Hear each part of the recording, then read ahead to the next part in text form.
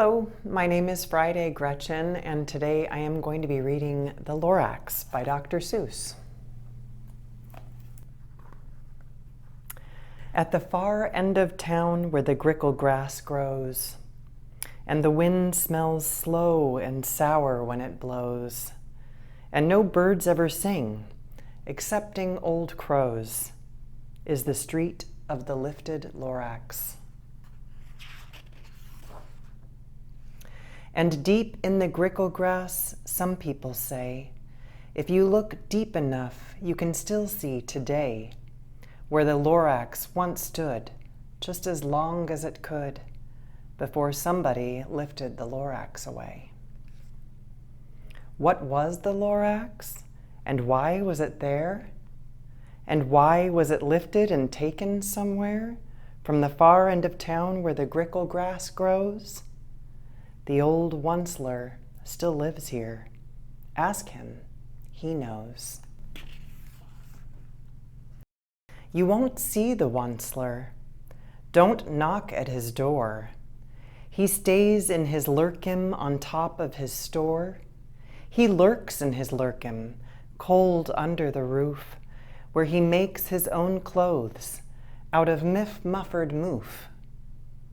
And on special dank midnights in August, he peeks out of the shutters, and sometimes he speaks and tells how the Lorax was lifted away. He'll tell you, perhaps, if you're willing to pay. On the end of a rope, he lets down a tin pail, and you have to toss in 15 cents and a nail, and the shell of a great-great-great-grandfather snail. Then he pulls up the pail, makes a most careful count to see if you've paid him the proper amount. Then he hides what you paid him away in his snub, his secret strange hole in his groovulous glove. Then he grunts, I will call you by whispermaphone, for the secrets I tell are for your ears alone. Slup! Down slups the whispermaphone to your ear, and the old onceler's whispers are not very clear, since they have to come down through a snurgly hose, and he sounds as if he had smallish bees up his nose. Now I'll tell you, he says, with his teeth sounding gray, how the Lorax got lifted and taken away. It all started way back, such a long, long time back. Way back in the days when the grass was still green, and the pond was still wet, and the clouds were still clean, and the song of the swami swans rang out in space. One morning I came to this glorious place, and I first saw the trees, the truffula trees, the bright-colored tufts of the truffula trees, mile after mile in the fresh morning breeze. And under the trees I saw brown barbaloots, frisking about in their barbaloot suits, as they played in the shade and ate truffula fruits. From the ripulous pond came the comfortable sound of the humming fish humming while splashing around. But those trees, those truffula trees, all my life I'd been searching for trees such as these. The touch of their tufts was much softer than silk, and they had the sweet smell of fresh butterfly milk. I felt a great leaping of joy in my heart. I knew just what I'd do. I unloaded my cart. In no time at all, I had built a small shop. Then I chopped down a truffula tree with one chop. And with great skillful skill and with great speedy speed, I took the soft tuft and I knitted a thneed. The instant I'd finished, I heard a gazump, I looked. I saw something pop out of the stump of the tree I'd chopped down. It was a sort of a man. Describe him? That's hard. I don't know if I can. He was shortish and oldish and brownish and mossy, and he spoke with a voice that was sharpish and bossy. "Mister," he said with a sawdusty sneeze, "I am the Lorax. I speak for the trees. I speak for the trees have no tongues. And I'm asking you, sir, at the top of my lungs." He was very upset as he shouted and puffed. "What's that thing you've made out of my truffula tuft?" "Look, Lorax," I said, "there's no cause for alarm.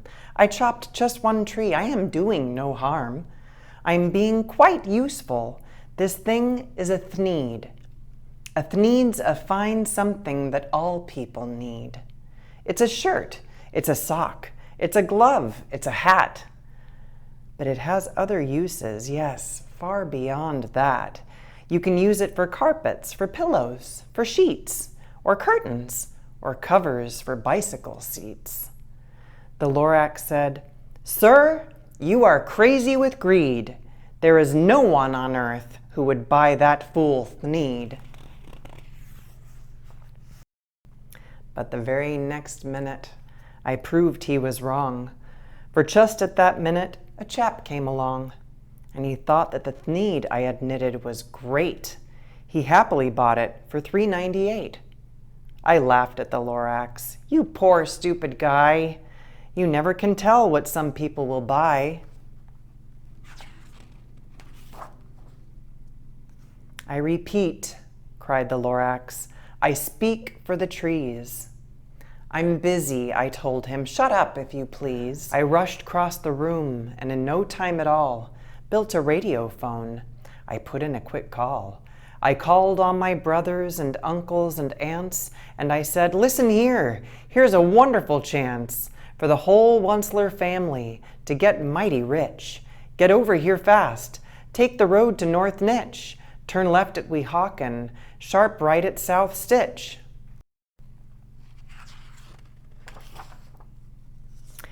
And in no time at all, in the factory I built, the whole Onceler family was working full tilt. We were all knitting thneeds, just as busy as bees, to the sound of the chopping of truffula trees.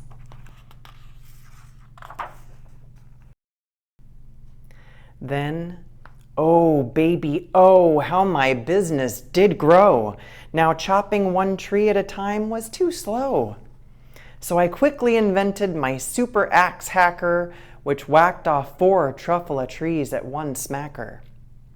We were making thneeds 4 times as fast as before, and that Lorax, he didn't show up anymore. But the next week, he knocked on my new office door. He snapped, "I'm the Lorax who speaks for the trees, which you seem to be chopping as fast as you please. But I'm also in charge of the brown barbaloots, who played in the shade in their barbaloot suits and happily lived eating truffula fruits. Now, thanks to your hacking my trees to the ground, there's not enough truffula fruit to go round, and my poor barbaloots are all getting the crummies because they have gas and no food in their tummies."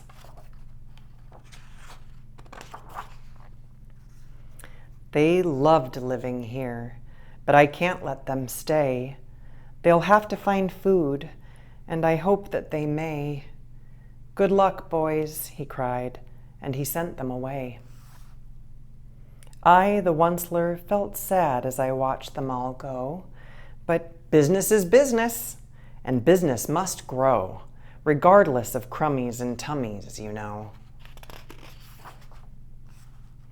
I meant no harm, I most truly did not, but I had to grow bigger, so bigger I got.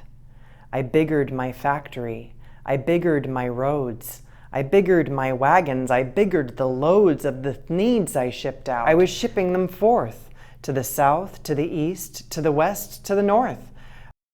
I went right on biggering, selling more needs, and I biggered my money, which everyone needs.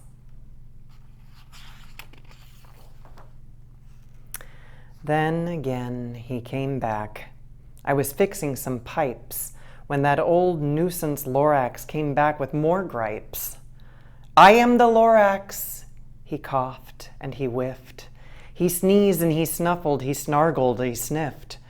Onceler, he cried with a crofulous croak. Onceler, you're making such smogulous smoke. My poor swami swans, why they can't sing a note.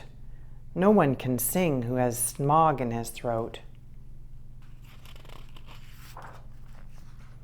And so, said the Lorax, please pardon my cough. They cannot live here, so I'm sending them off. Where will they go? I don't hopefully know. They may have to fly for a month or a year to escape from the smog you've smogged up around here. What's more, snapped the Lorax, his dander was up. Let me say a few words about gluppity-glup. Your machinery chugs on day and night without stop, making gluppity-glup, also schloppity-schlop. And what do you do with this leftover goo? I'll show you, you dirty old Onceler man, you. You're glumping the pond where the humming fish hummed. No more can they hum, for their gills are all gummed. So I'm sending them off. Oh, their future is dreary. They'll walk on their fins and get woefully weary in search of some water that isn't so smeary. And then I got mad. I got terribly mad. I yelled at the Lorax, now listen here, Dad. All you do is yap, yap, and say bad, bad, bad, bad. Well, I have my rights, sir, and I'm telling you. I intend to go on doing just what I do. And for your information, you Lorax, I'm figuring on biggering and biggering and biggering and biggering, turning more truffle-trees into thneeds, which everyone needs. And at that very moment, we heard a loud whack. From outside in the fields came a sickening smack of an axe on a tree. Then we heard the tree fall, the very last truffula tree of them all.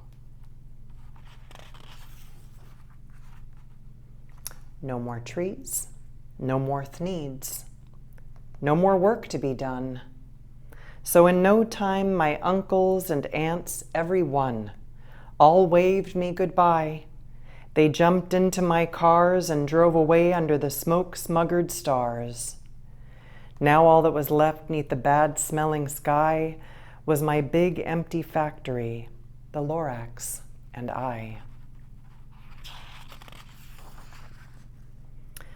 The Lorax said nothing, just gave me a glance, just gave me a very sad, sad backward glance as he lifted himself by the seat of his pants, and I'll never forget the grim look on his face when he heisted himself and took leave of this place through a hole in the smog without leaving a trace.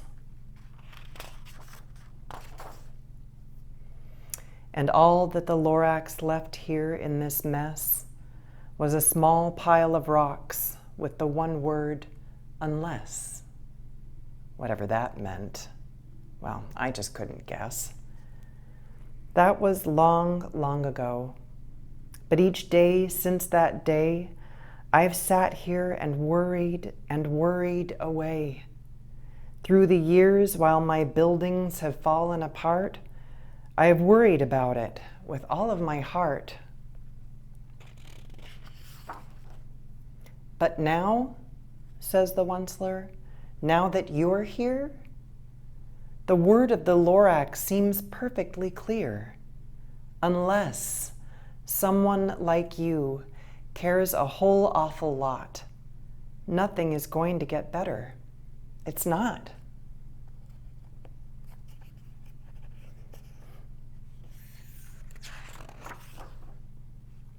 So, catch, calls the Onceler. He lets something fall. It's a truffula seed. It's the last one of all. You're in charge of the last of the truffula seeds. And truffula trees are what everyone needs. Plant a new truffula. Treat it with care. Give it clean water and feed it fresh air. Grow a forest. Protect it from axes that hack. Then the Lorax and all of his friends may come back. The end. Thank you for joining me today.